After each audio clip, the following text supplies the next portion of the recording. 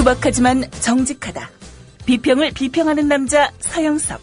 그가 바라본 세상. 사설과 칼럼을 통해 오늘을 짚어본다. 서영석의 라디오 비평.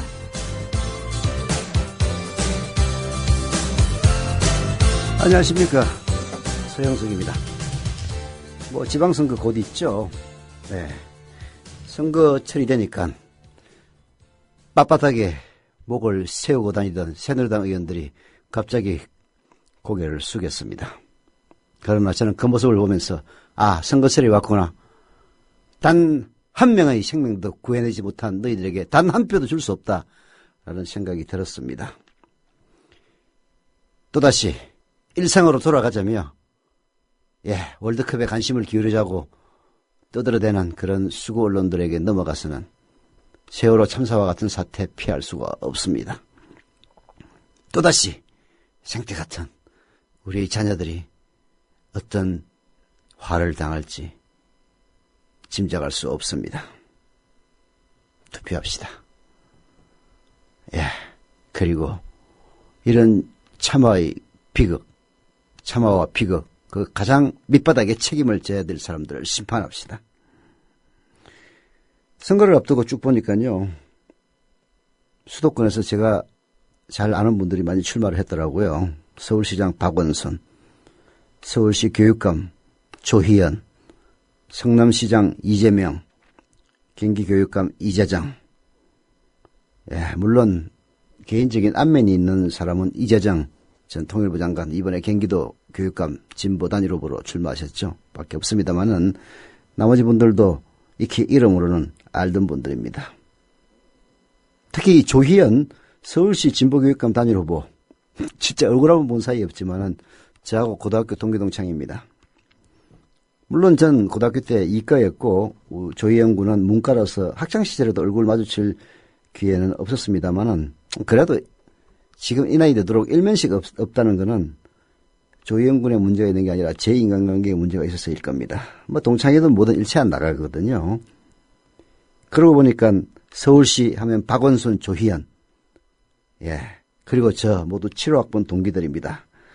얼굴이나 나이로만 보면은 박원순 후보가 제일 나이 많아 보이긴 합니다만은, 하여튼 박원순 하면 조희연도 같이 기억할 만합니다. 아마 두 분은 정책적 궁합도 잘 맞을 것 같네요. 물론 다른 분들도 기억해 주세요. 서울시 교육감 후보에 고성덕, 그리고 지금 교육감인 문용린 나오긴 했더라고요. 여론조사로는 고성덕이 제일 앞선답니다. 제가 아는 조희연 진보 단일 후보가 제일 여론조사에서는 뒤지고 있는데요. 앞으로 어떻게 될지 두고 봐야 될 것 같습니다. 그리고 오프닝으로 하나 더 얘기하고 싶은 것은요, 리얼미터 조사에서 문재인 지지율이 안철수 지지율을 처음으로 앞섰다는 점은 꼭 이 얘기해야 됩니다. 물론 여론조사 지지율 별 의미 없어요. 앞으로 대통령 선거 3년 이상 남아 있습니다. 여기에서 누가 앞서고 누가 뒤졌다고 무슨 의미가 있겠습니까? 그런 식으로 따지면 정몽준이 1등으로 나왔다는 것도 정말 웃기는 일이죠. 정몽준이 1등 21점 몇 프로더라? 21.1%로 1등이고 2등이 14.2%의 문재인, 그리고 3등이 12.3%의 안철수, 그리고 4등이 11.7%의 박원순, 이렇게 나왔습니다. 나머지는 그저 그런 정도의 지지율로 5%, 4%, 3% 이 정도로 나옵니다. 김문수가 3.5%로 떨어졌다는 것은 참 정의가 살아있다는 증거가 아닌가 하는 건 생각도 듭니다. 그래서 지지율이 큰 의미는 없지만은 지금까지 대통령 선거 이후에 줄곧 안철수가 1등을 했습니다. 전체적으로 1등을 했고 야권에서 1등을 했습니다. 전체적으로도 밀리고 야권에서마저 문재인에게 밀려서 결국 3등으로 떨어진 것이 그 이유가 어디에 있는가? 안철수 본인에게 있다는 겁니다. 새정치민주연합이 출범하고 나서 그야말로 초선위원 안철수 현상에 힘입어서, 안철수에 대한 기대치에 힘입어서 그걸 미천으로 새정치민주연합의 공동대표가 됐습니다. 그리고 나서 그 이후에 한 일들 뭐가 있습니까? 그야말로 실망의 연속이었습니다. 그런 실망들 계속되면은 결코 여론은 안철수를 지지하지 않는다는 사실, 안철수 의원 본인 스스로 깨달아야 될 겁니다.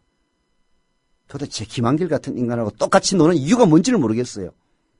박근혜 이중대인지 박근혜 비서인지도 모를 그따위 행동을 하니까 지지도가 떨어지는 겁니다. 명심하세요. 어쩌면은 안철수 지금 반성하지 못하고 새로운 모습 보여주지 못하면 여기서 끝입니다. 라디오 비평 시작합니다. 함께하고 계신 방송은 정치평론가 서영석 미디어협동조합 이사장이 진행하는 라디오 비평입니다.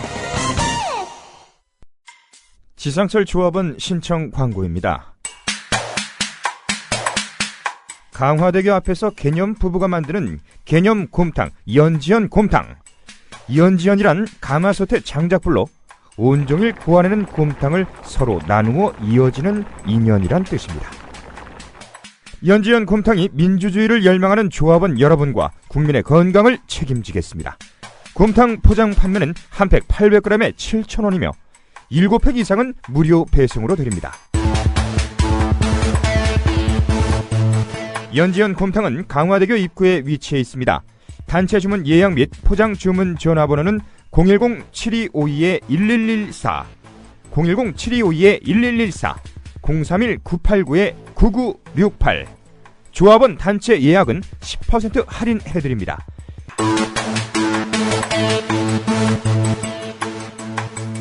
포장 판매 금액의 10%는 국민TV 후원금으로 쓰입니다. 박근혜가 한마디 하면 불을 떨고 참 한심하게 이럴 데가 없습니다. 도대체 박근혜가 무슨 박정희 시대 유신공주라고 얘기는 합니다만은 지금 유신시대입니까? 잘못하면 잡아가지고 중앙정부에 거꾸로 매달고 물고문 성고문 합니까? 도대체 왜 금을 내는지를 알 수가 없습니다. 특히 나이 드신 분들 금 낼 이유 전혀 없습니다. 오늘 한겨레신문 보니까 고명섭 논술위원이 허약한 지도자 박정희, 허약한 지도자 박근혜를 썼던데 공감이 가는 이야기입니다. 몽둥이 들고 설치는 인간들 그 멘탈은 허약하기 짝이 없는 거죠. 허약한 지도자 박정희, 고명섭 논술위원의 글입니다. 사회학자 김덕영의 환원근대는 박정희 집권기에 굳어진 한국 근대화의 성격을 환원근대라고 명명한다. 민주, 인권, 자율, 개성 같은 근대성의 모든 가치를 경제적 가치 하나에 종속시키는 것이 환원근대의 핵심 특징이다. 이 환원근대의 틀을 결정한 박정희가 강력한 국가를 이끈 강력한 지도자였다는 데는 박정희를 긍정하든 부정하든 대체로 동의하는데 김덕영은 이런 평가에 단호히 반대한다. 박정희는 허약한 지도자였으며 그가 이끈 국가는 허약한 국가였다는 것이다. 네, 저는 사회학자 김덕영의 의견에 전적으로 동감입니다. 박정희는 허약한 지도자였고 그가 이끈 국가는 허약한 국가였습니다. 김덕영이 말하는 강력한 국가는 이런 국가입니다. 국민의 생명과 재산을 지키고 인권을 존중하고 보호하며 국민의 복지를 증진하고 그리고 갈등을 조정하여 사회 통합을 이룸으로써 권위와 정당성을 유지하는 국가입니다. 노무현 정부 때는 이 김덕영이 말하는 강력한 국가의 전반부만 성공했습니다. 국민의 생명과 재산을 지키고 인권을 존중하고 보호하며 국민의 복지를 정진하고 갈등을 조정하며 사회 통합을 이루려 하는 데까지는 성공했습니다마는 사회 통합은 이루지 못했고 그리고 권위와 정당성을 유지하는 데도 실패했습니다. 정당성은 결국은 회복이 됐습니다마는 권위는 결국 임기 내내 수구 언론들의 말꼬리 잡기 여기에 무너졌던 것이죠. 여하튼 김덕영이 말하는 강력한 국가라면 구성원들의 자유로운 비판을 허용하면서 그 속에서 국민의 동의를 확보해 다양한 사회적 가치를 구현해야 합니다. 정말 중요한 이야기입니다. 정말로 강력한 국가라면 구성원들의 자유로운 비판을 허용해야 됩니다. 왜? 국가가 강력하니까 비판에 강합니다. 그러니까 비판을 허용할 수밖에 없는 거죠. 그리고 그런 비판 속에서 국민들의 동의를 수렴합니다. 그게 바로 수렴입니다. 그걸 통해서 다양한 의견의 수렴을 통해서 다양한 사회적 가치들을 구해내 나가는 국가, 이것이야말로 진정한 강력한 국가인 겁니다. 나라를 이렇게 이끌어가는 지도자가 강력한 지도자입니다. 박정희 집권 18년은 자유도 인권도 사회통합도 없었습니다. 박정희는 민주적으로 확립된 권위가 아닌 폭력기구, 즉 중앙정보부 끌고 와서 말 안 들으면 쭉 패고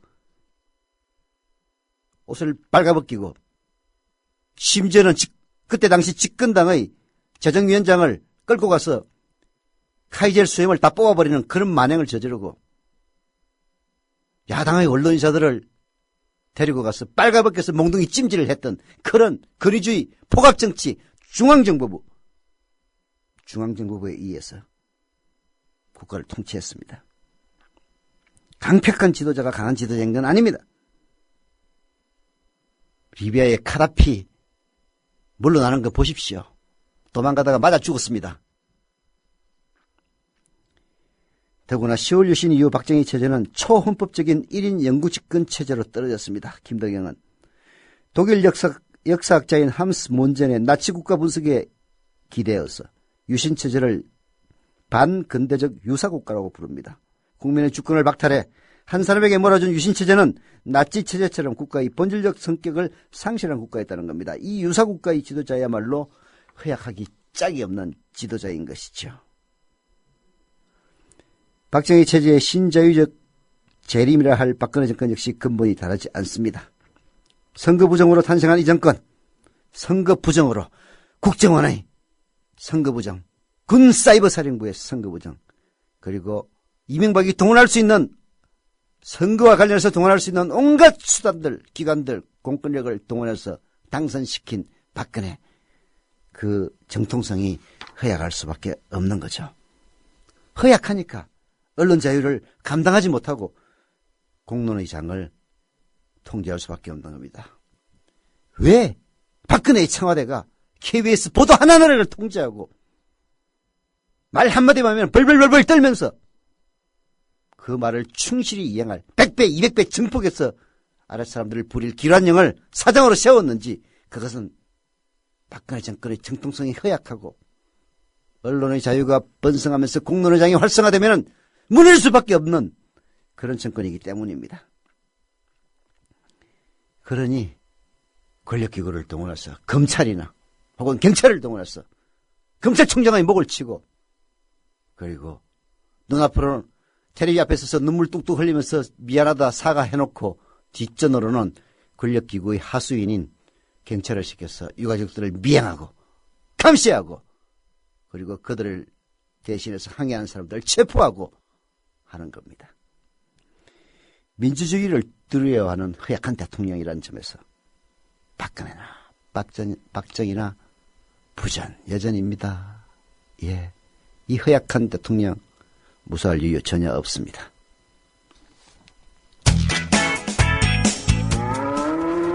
여보, 국민TV 조합비 이제 낼 때가 됐다고 하는구만요. 오, 그래요. 그 국민TV도 개국하고, 그 뉴스케이도 하던지. 달달이 11,000원 내는 거 맞죠? 11,000원만 내지 말고 좀 더 혀. 이 새싹이 돋아날 때는 물을 충분히 줘야 하는겨. 아이, 근데 인터넷으로 하려니까 보통 어려워서 뭔. 공정 언론을 꿈꾸는 미디어 협동조합 조합원이 해야 할 일. 조합비 납입입니다. 매달 고정 납입 어려우신가요? 월요일부터 금요일까지 아침 9시부터 저녁 6시까지 서울 전화 3144-0933, 3144-7737로 전화하세요. 사무국 요원들이 친절하게 안내해드리겠습니다. 서울 전화 3144-0933 또는 3144-7737. 여기는 진짜 언론, 미디어 협동조합입니다.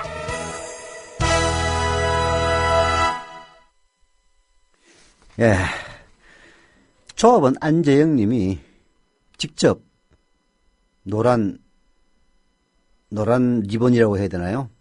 뭐 쇠로 만든 것 같은데 노란 리본 배지를 제작해서 보내주셨습니다. 19개를 보내주셔가지고요. 짝짝이가 돼서 하나는 저는 미리 하나 받았습니다. 그래서 우리 최혜연 아나운서한테 드렸고, 18개를 앞으로 9일 동안 11시 땡 하고 나서 가장 먼저 댓글을 달아주시는 분에게 2개씩 선물로 드립니다. 노란 리본 이벤트 말머리와 함께 댓글을 달아주시면 되는데요.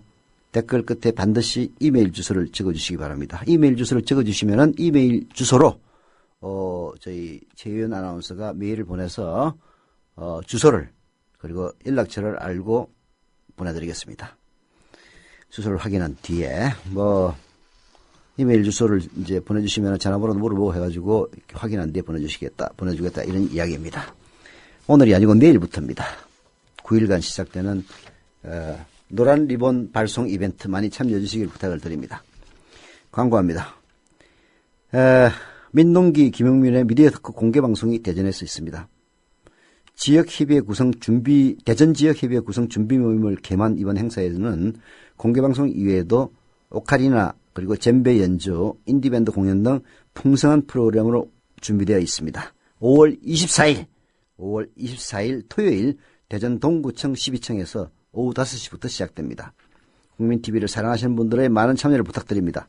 이 광고는 대전 지역 조합원 밴드 회원들의 후원으로 제작되었습니다. 두 번째는 경향신문의 이호종 서강대 법학전문대학원 교수가 기고한 안전히 뭔지도 모르는 담화문, 박근혜의 담화문을 비판한 칼럼입니다. 박근혜의 담화문에서는 워낙 보수 언론들과 방송들이 박근혜 찔끔 짠 그 눈물, 그 전문가한테 내가 물어봤더니 그러더라고요. 진짜 눈물을 흘리면은 눈 중간에서 눈물이 떨어진답니다. 근데 안약을 넣는다든지 눈에 힘을 줘가지고 눈물을 흘리면은 눈 가장자리에서 눈물이 나온대요. 특히 안쪽에서. 박근혜 대통령의 눈물이 어디서 나오는지 한번 잘 살펴보시기 바랍니다. 안전이 무엇인지도 조차 모르는 담화문 들어보시죠. 세월호 참사의 유가족들이 아이들의 영정사진을 들고 청와대로 향했던 날, 민경욱 청와대 대변인은 순수 유가족의 말이면 듣겠다고 했습니다. 정부의 무능을 질타하고 재발 방지를 위한 개혁을 요구하는 것이 불순한가요? 도저히 이해할 수 없는 참사를 겪었는데 가만히 있는 국민이라면 그것은 정상적인 나라가 아닐 것입니다. 순수하니까 분노하고 제대로 하라고 요구하는 것입니다. 무엇보다 우리는 주권자이기에 순수합니다. 서강대 법학전문대학원 이호준 교수의 이러한 호소는 정말 설득력이 있습니다. 우리는 순수하니까 분노를 하는 겁니다. 불순한 사람들은 분노하지 않아요. 야, 세월호 참사, 이거 박근혜 정권이 잘못해서 일어난 건 틀림없는데 이거 함부로 애도하고 그리고 같이 공감했다가는 박근혜 정권 무너질 수도 있어. 안 돼! 이게 불순한 겁니다. 이런 순수한 국민들의 목소리에 얼마나 박근혜 대통령은 귀를 기울였습니까? 불행하기도 박근혜의 대국민 담화에는 최소한의 안전한 나라를 바라는 국민들의 소박한 목소리 전혀 담겨있지 않았습니다. 해경을 해체하고 국가안전처를 신설한다고 했습니다. 그럴듯합니다. 가만히 있으라는 말에 선내에 있던 승객을 단 한 명도 구조하지 못한 무능함의 극치를 보여준 재난구조 시스템은 확 바꿔야 합니다. 그런데 이런 식의 정부 조직 개편이 그렇게 시급한 것인가요? 그리고 과연 그것이 해답일까요? 박근혜 대통령은 취임하자마자 사회안전을 강조하면서 행정안전부를 안전행정부로 개편했습니다. 안전행정부가 지난 1년 동안 한 일은 정부의 잘못된 정책을 비판하는 시민사회의 목소리를 차단하고 통제하는 것, 그것을 위해 온 국민을 국가 권력을 감시해 두는 것, 더불어 이야기하자면은 온갖 듣보잡 단체들에게 국가 보조금이라는 이름으로 돈을 갖다 때리 부어서 종북놀이에만 몰두했습니다. 그러면서 낙하산 인사로 권력기관을 장악하고 관폐를 육성해온 사람이 누굽니까? 바로 안전행정부 아닙니까? 그리고 박근혜 대통령 바로 당신 아닙니까? 그러는 사이에 정작 국민의 안전을 위협하는 위험 요소들은 사회 곳곳에서 독버섯처럼 피어났다, 이런 이야기입니다. 담화문을 보면서 대통령이 말하는 안전이란 것이 국민들이 바라는 안전과 참 다르다는 생각이 들었습니다. 박근혜 대통령은 5월 9일 민생대책회의에서 사회 분열을 조장하는 것은 경제에 도움이 되지 않는다. 경제가 나빠지면 국민 모두 손해다라고 했습니다. 그런 논리로 청와대와 정부는 국민의 안전에 써야 할 돈을 줄이고 시민 안전을 위해 필요한 규제를 없애면서 기업의 비용을 줄여주었고 문제를 제기하는 시민사회단체의 비판에 대해서는 온갖 공권력을 동원해 억압하는 데 골몰하지 않았습니까? 이래놓고도 자기 책임이 없다고 시집이 뚝 떼는 박근혜를 보면은 정말 참 유체이탈이 뭔지 그 에센스를 보여주는 것 같아서 치가 떨립니다. 담화에서 박근혜는 경제계획 3개년 계획을 계속 추진하겠다고 했습니다. 그 계획의 핵심 뭡니까? 기업에 대한 규제 완화입니다. 1993년에 제정된 기업활동 규제 완화에 대한 특별조치법은 산업 현장에서 가스 유독물 등 안전보건관리자의 의무 고용을 완화하고 기업의 안전 관련 업무를 외부 대행기관에 위탁하도록 허용하고 그리고 안전검사를 대폭 축소하는 내용으로 채워져 있지 않았습니까? 1993년 그 기업활동 규제 완화에 대한 특별조치법이라는 게 말입니다. 정부는 이따위 규제 완화에 더욱 박차를 가하고 있습니다. 규제계획위는 규제비용 총량제라든지 의료 영리화 등의 영역에서 규제를 제한적으로 허용하는 소위 네거티브제를 주축으로 하여 기업에 대한 각종 규제를 완화하려고 합니다. 경제 살리기를 위해서 필요하다는 이유로 경제가 살아야 국민 모두에게 이익이 된다는 명분으로 국민의 생명과 안전이 희생되어도 상관없다는 정책 아닙니까? 세월호 결국은 규제 완화 때문에 생긴 참사였습니다. 설령 15년, 25년, 30년으로 무제한 연장하고 그리고 기업의 영리 추구를 위해서 안전, 위험 이런 것 전혀 고려하지 않고 정축을 허용하고 그래서 일어난 참사 아닙니까? 그럼에도 불구하고 기업이 잘 살아야 나라가 국민이 잘 산다는 그런 해괴한 논리. 기업이 잘 살아서 무슨 국민이 잘 삽니까? 지금 재벌들이 쌓아놓은 돈 수백조 원에 달합니다. 그러나 빈부격차 어마어마하게 아마 OECD 국가에서 1등이 아닌가 하는 그런 분석까지 나올 그런 상황입니다. 제가 말씀드렸다시피 이호정 교수 역시 세월호 침몰은 이처럼 국민의 생명과 안전보다도 기업의 돈벌이를 우선시하는 그런 정책들이 축적되어 발생한 결과물이자 그리고 그러한 증거물입니다.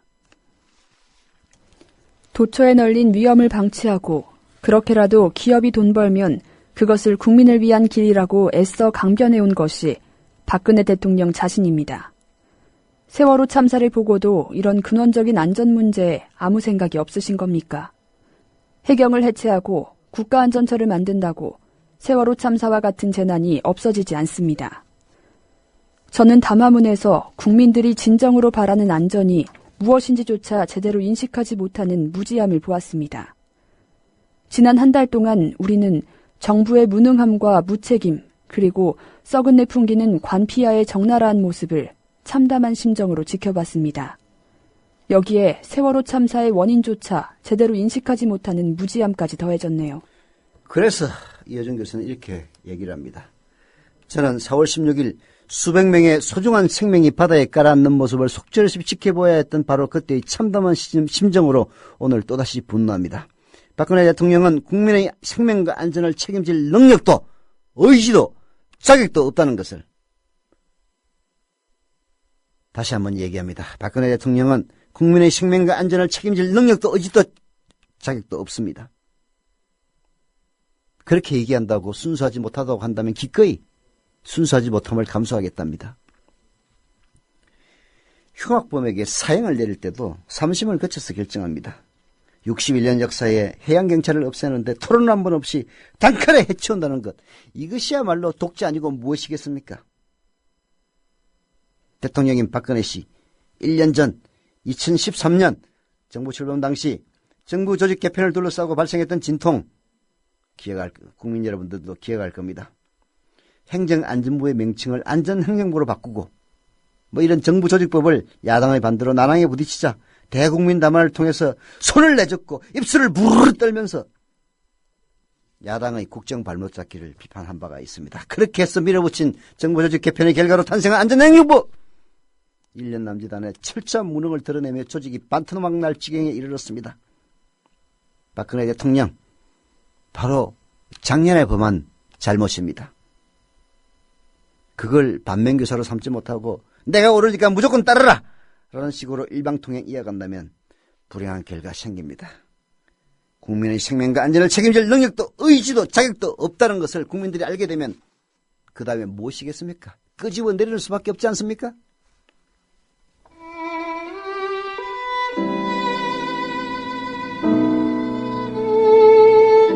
세월호 참사를 지켜본 김선우 시인의 글, 이 봄에 이름을 찾지 못하고 있다의 일부분입니다. 욕되고 부끄럽다. 이 참담한 땅의 어른이라는 것이. 만족을 모르는 자본과 가식에 찌든 권력. 가슴의 소리를 듣지 못하는 무능과 오만이 참혹하다. 미안하다. 반성 없이 미쳐가는 얼음나라. 너희가 못 쉬는 숨을 여기서 쉰다. 너희가 못 먹는 밥을 여기서 먹는다. 마지막까지 너희는 이 땅의 어른들을 향해 사랑한다, 사랑한다고 말한다. 차갑게 식은 봄을 안고 잿더미가 된 가슴으로 운다. 잠들지 마라. 부디 친구들과 손잡고 있어라. 돌아올 때까지 너희의 이름을 부르겠다.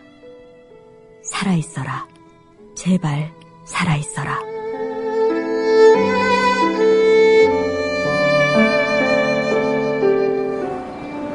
미디어 협동조합 전 임직원은 세월호 참사 피해자와 그 가족에게 깊은 위로를 전합니다.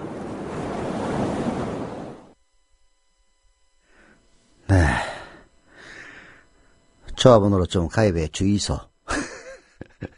맨날 하는 얘기를 하다 보니까 오늘은 뭘로 할까 생각했는데 역시 업소작전이 제일인 것 같습니다. 자본과 권력으로부터 자유로운 진짜 공정언론 국민TV, 뉴스K, 국민라디오 후원해 주십시오. 후원하는 방법 간단합니다. 조합원으로 가입하시면 주인이 됨과 동시에 후원이 가능합니다. 조합원 자격은 5만 원 한자 이상 출자하면 됩니다. 일자 단위니까 더 하고 싶다. 2자 10만 원 출자하면 됩니다. 이건 없어지는 돈 아닙니다. 주식과도 같은 거죠. 국민TV 홈페이지 kukmin.tv로 들어오셔서 맨 위쪽에 있는 조합원 가입 신청 클릭하시면 됩니다. 인터넷 사용이 불편하신 분들의 경우에는요. 미디어협동조합 사무국 02-3144-7737 02-3144-0933으로 전화하시면 직접 친절하게 가입시켜드립니다. 2만 지금 6,000명 넘었나? 저도 정확하게 기억이 안 나네요.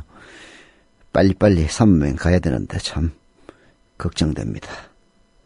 라고 얘기하지만 사실 조합원 느는 속도 지금도 마찬가지입니다만은 미디어협동조합 국민TV만큼 빠르게 느는 데는 없습니다. 그러나 여전히 배가 고프네요. 예. 경기 군포시 금당 군포시 당동이네요. 당동이라는 데가 있습니까? 다리우스님 조합원 가입 감사드립니다. 그리고 게시판에 왕싸가지님 공지 좀 부탁을 한다고 해서 부탁 공지 해드립니다. 경남지역 조합원 배가운동입니다. 날짜는 2014년 5월 24일 토요일이네요. 오전 11시. 장소는 봉화마을 봉화밥상 앞 쉼터라고 합니다. 봉화마을 봉화밥상 앞 쉼터. 토요일 오전 11시. 게시판에도 있습니다. 부산에서 반탱이님, SN 라인님께서 지원하러 오신다는데 가까이 계시는 조합원님들께서 함께 해주시면 고맙고 감사하겠습니다. 라고 해주셨네요. 지난주에도 조합원 배가운동을 통해서 5분인가 조합원으로 가입하셨습니다. 왕싸가지님 감사드립니다.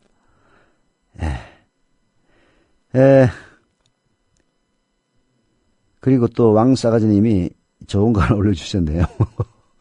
개근 박원순.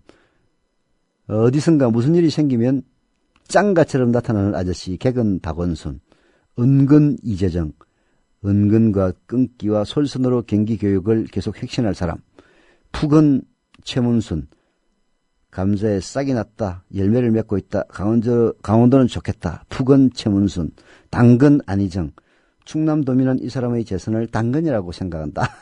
당근 안희정, 차근 김석준, 부산 교육 문제 이렇게 풀 건데 합리적으로 차근차근 차근 김석준, 그리고 두근 김경수, 처음엔 얼굴에 두근두근, 알면 알수록 진심에 두근두근, 봉화마을 일했던 김경수 사무국장, 경남도지사로 나섰죠. 예. 아주 이거 잘 만들었네요. 객은, 은근, 푸근, 당근, 차근, 두근, 박원순, 이재정, 최문순, 안희정, 김석준, 김경수. 예. 아주 잘 만든 거였습니다. 뭐 이 사람들을 찍어달라는 얘기는 아니고요. 아주 잘 만들었다. 뭐 그런 이야기입니다. 예. 유족들을 미행하다가 발각이 결국은 됐죠. 뭐 유족들을 보호하려고 했다고. 참. 아니 변명을 해도 참 유분수지. 무슨 보호는 보호입니까? 얼어 죽을. 한겨레신문의 사설로 유족을 범죄인 취급한 명백한 증거다라고 직기탄을 날렸습니다. 경찰이 세월호 참사 유가족들을 미행한 사실이 드러났다. 그전부터 그런 낌새가 있었는데 19일 저녁 유가족들에게 발각됐다. 경찰은 이를 사과하면서도 보호하거나 도우려 한 것이지 사찰이나 미행은 아니다라고 주장했다. 유족 보호는 정보 형사들이 몰래 할 일도 아니거니와 사찰이 아니라면 미행이 발각됐을 때 일부러 시비를 걸고 나온 가증스러운 짓도 할 이유가 없다. 신분을 밝히지 않고 당사자의 동의도 없이 동향 파악을 위해 미행을 한 것은 명백한 불법 사찰이다. 하여튼 이 인간들은 변명이 갑이에요. 진짜 뻔뻔스럽게 짝이 없는 인간이야. 방금 이 한겨레신문 사설에서도 나왔다시피 유족을 보호한다면 몰래 할 일입니까 그게? 그리고 사찰이 아니라면 미행이 발각됐을 때 온갖 개지랄을 다 뜬 모양입니다. 시비를 걸고 나왔었죠. 자기 신분을 숨기기 위해서. 신분을 밝히지 않고 당사자의 동의도 없이 동향 파악을 위해 미행한 것 명백한 불법 사찰 맞습니다. 그리고 그 사실이 드러나자 보호하거나 도우려 한 것이라는 이런 뻔뻔스러운 변명을 하는 이런 인간들. 참. 그야말로 진짜 패죽일 수도 없고 선거 표로 심판할 수밖에 없다는 사실 자체가 참 서글픕니다. 그래서 이번 지방선거 끝나면요. 이제 대의민주주의에 너무 기댈 것 없습니다. 그렇다고 해서 우리 모두가 대표가 될 수가 없으니까 대의민주주의를 부정할 수는 없지만은 풀뿌리에서 스스로 저희들이 시민운동으로 모두가 십시일반 나서서 우리가 대표로 뽑은 인간들이 제대로 못하면 가차없이 있다면 쳐낼 수 있고 그리고 임기 도중에도 항의를 하고 그야말로 대표의 행동에서 벗어나는 일탈적 행동을 제어할 수 있는 그런 풀뿌리 시민운동에 진력해야 되겠다는 생각 절로 들었습니다. 경찰이 이렇게 유가족들을 미행한 것 이건 그야말로 희생자나 실종자 가족들에게 대한 최소한의 예의도 저버린 그런 행위입니다. 감당하기 힘든 고통을 겪고 있는 유가족들에게 공감과 치유의 손길은커녕 감시와 통제의 칼을 들이댄다는 것은 상처를 또다시 지디기고 정신적 외상 위에 또 다른 복합 외상을 가하는 야만적인 범죄 행위입니다. 이것을 저지르고 지시한 이들에게 엄중한 책임을 물어야 합니다. 이렇게 얘기를 합니다만은 엄중한 책임을 물으려면 정권을 바꿔야 돼요. 참 딜레마입니다. 유족들에 대한 사찰이 세월호 참사와 그 희생자, 유가족들에 대한 이 정부의 인식을 드러내는 것이 아닌지도 묻지 않을 수 없다. 경찰은 박근혜 대통령이 대국민 담화를 통해 눈물을 흘리며 참사의 책임을 인정한 바로 그날 침몰 현장인 진도로 내려가는 유족들을 미행했다. 앞에선 사과하고 위로하면서 뒤로는 불법 사찰을 한 꼴이다. 유족들을 잠재적 범죄자로 취급하지 않은 다음에야 이럴 순 없다. 유가족을 대하는 정부의 태도가 앞에서 얘기하는 것과 뒤에서 대하는 것이 완전히 다르다는 유족 대표의 말 그대로다. 그렇습니다. 박근혜의 단골 수법이 그렇습니다. 말로는 앞에서는 죄송합니다. 잘못했습니다 해놓고 뒤로는 이것들이 하는 식입니다. 정말 겉다르고 속다른 인간의 천행입니다. 그런 이중성은 곳곳에서 드러납니다. 대통령의 담화에는 실종자, 희생자 가족들이 간절히 원하는 실종자의 완벽한 구조에 대한 언급 전혀 없습니다. 가족대책위가 청와대 면담에서 요청한 철저한 진상규명의 구체적 방안도 담화문에서는 여전히 모호합니다. 그리고 나서 진상규명 이후에야 가능한 제도 개선 방안만 급하게 나열하고 있습니다. 가족들의 고통보다 사태의 미봉과 정권의 안위만을 중시한다는 그런 의심받을 만합니다. 앞서 청와대 대변인은 순수 유가족 따위의 말로 유가족을 모독하기도 했습니다. 이러고서야 어떻게 박근혜 논문의 진정성을 인정받을 수가 있겠습니까? 정말 후화무치하고 뻔뻔스럽게 이럴 데 없는 인간들입니다. 봄날이라고 해서 봄날이 아닌 사람들도 참 많이 있는 것 같습니다. 박근혜가 성공하려면 바꿀 사람은 바꿔야 한다는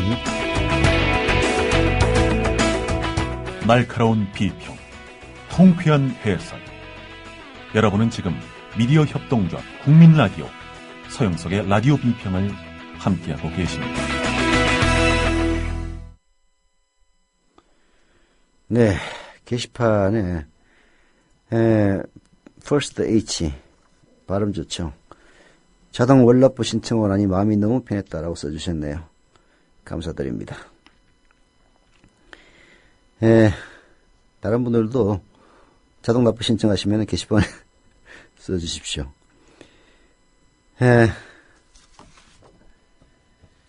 이명박 정권도 규제를 완화하고 그리고 이 사회를 돈 중심으로 몰아간 사람입니다.